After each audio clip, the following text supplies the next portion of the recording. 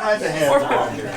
It's like, oh, it's spongy. Welcome back to the Snubby J and Blue Man Adventures.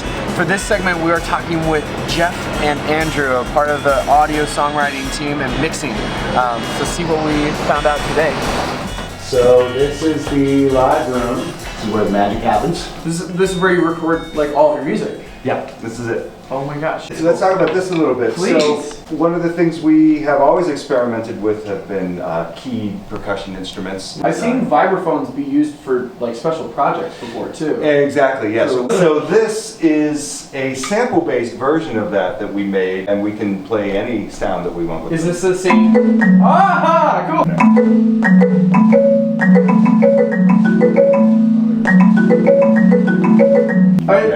Is that from the new album? That's from Giacometti, yeah. Oh my god! Is the hope for them to play that live eventually? That is the plan.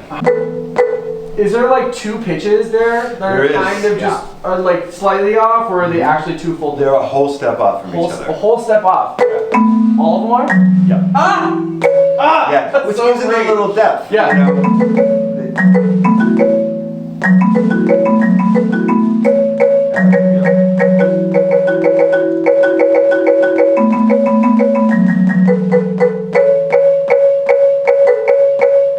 Wow. Pattern? Please. It's so that's the first 1, 2, 3, 4, 5. Okay. There you go. Oh my god. 10. Is the song in 5/4? Or is It's it just 10 over 4. It just repeats itself? Yep. Just spins around. Genius. Oh, wait. Oh, no. There you go. Songwriting-wise, did you guys just create the setup first, or was it like with finding that they were going to be a whole step apart, and then finding this specific pattern? What was the process in terms of like the evolution of finding this?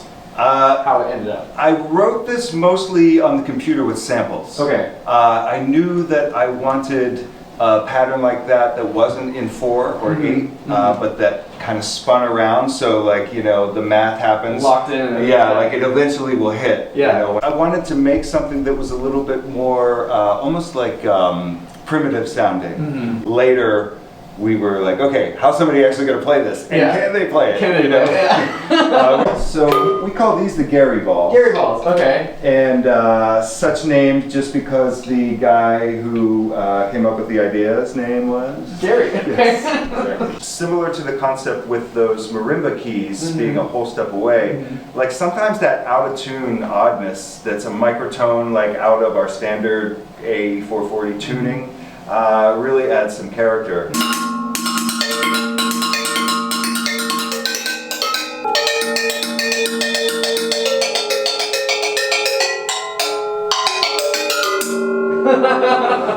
Were they originally invented for when we were working on the robot soundtrack? That's right. That whole process, we created cages of just metal parts. Yeah. Like we went back into deep storage looking through boxes, and we found like 2 of them in a box. Yeah. It's hard. Well, it's beautiful, you know, as a longtime fan too, to hear the company Blue Man still being such an organic, like human-driven thing, because I'll start to create something and then be like, it's nothing, and like put it aside for a while, but then you get that inspiration years later, like, where's that song file? Like, oh my god, I finally finished this like piece I wrote like 5 years ago. And to see that you doing that with just even the instruments that you create is really a beautiful thing. This is obviously Is it the big drum? a big drum. Big drum. In the show, you usually see it as a very loud thing, but especially on some pieces on 3, we were working with like quieter hits, and then oftentimes off to the side. Like it's actually a pretty versatile instrument, you know. This was what we call the drumulum, and usually you mic the other side. In the old days, we'd have like 6 of these things set up with long tubes going all the way up there and 6 microphones at the top. Then we just started thinking like, man, that's just too much space and time. So let's make the slide version, the trombone Yeah, you have to version. tune it. You have to get the lift truck up and Yeah, move it a little bit.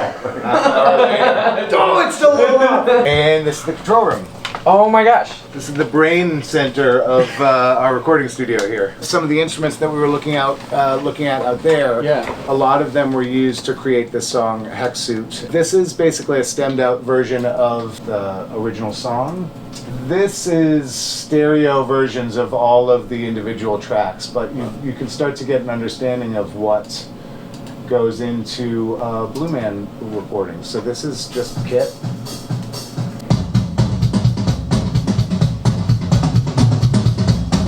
And then this is the second percussion player.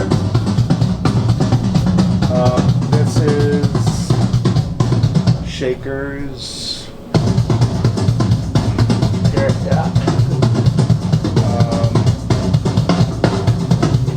The triangle, we got the triangle on this one. The triangle's on its way. Yeah, let's see. This section maybe. And then you add in bass. 3 basses. 3 different bass tracks. Of course. That bass track.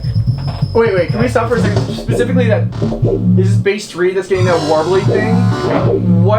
How'd you create something like that?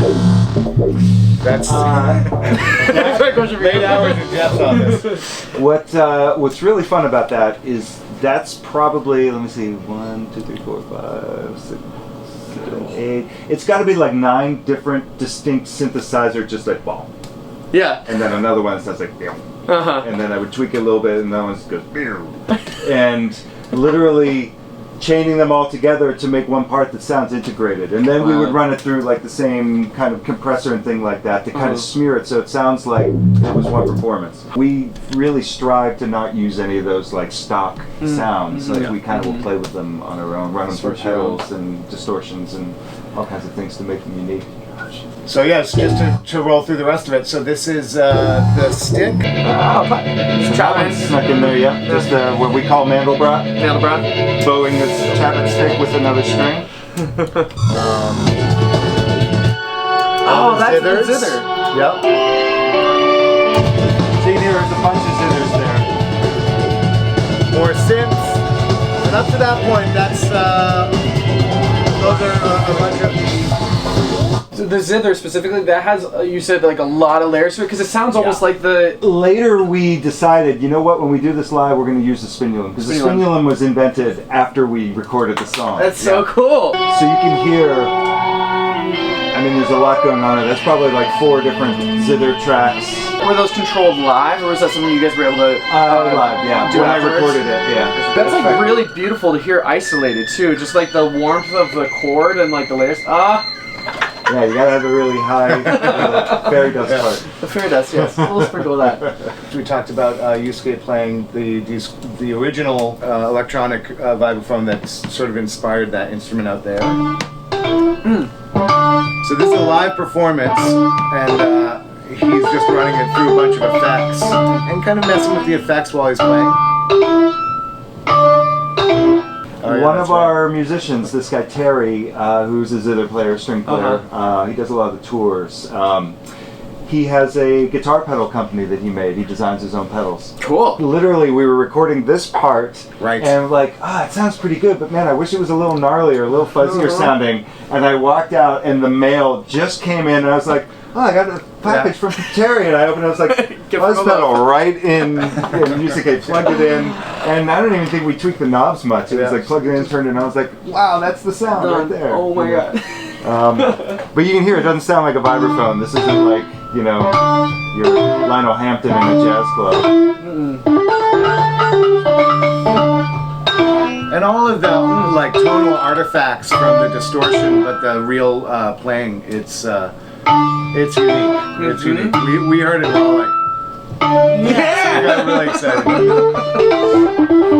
This is the game ball. Oh, the Gary Ball side. Oh yeah.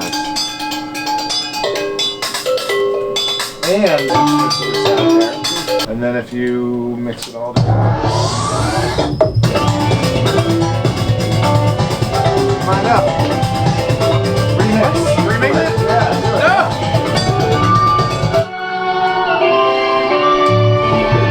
Oh!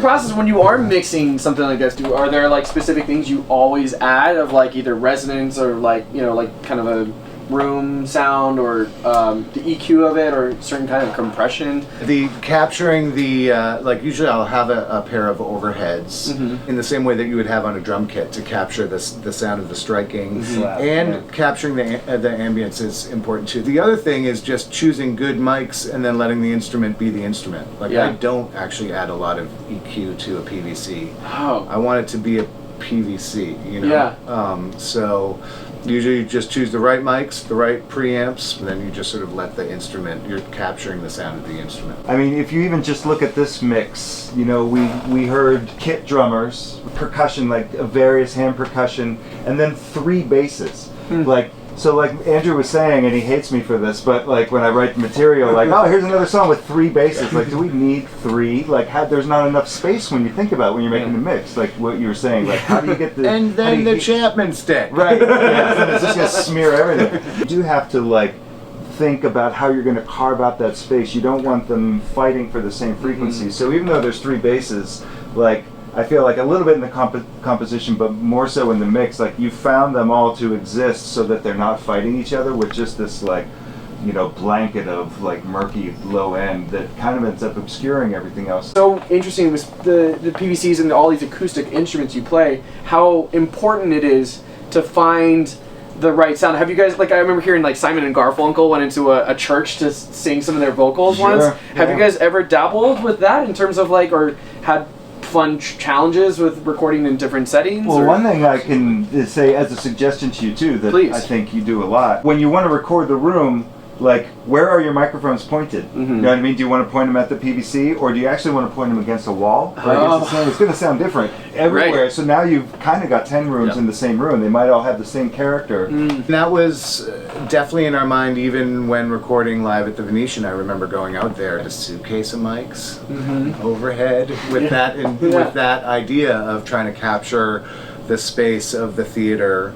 Not only the reaction to the audience, but just like the experience that they have in that space, and that comes from capturing the whole space, not just right there. Perfect can be boring in the end, whereas if you're not looking for perfect, you're creating things you didn't think of in the first place. Is that okay? Yeah. Okay, great. Thanks for following this Blue Man adventure story. If you enjoyed this series, please check out some of the other clips we have over here, and I'll see you next time.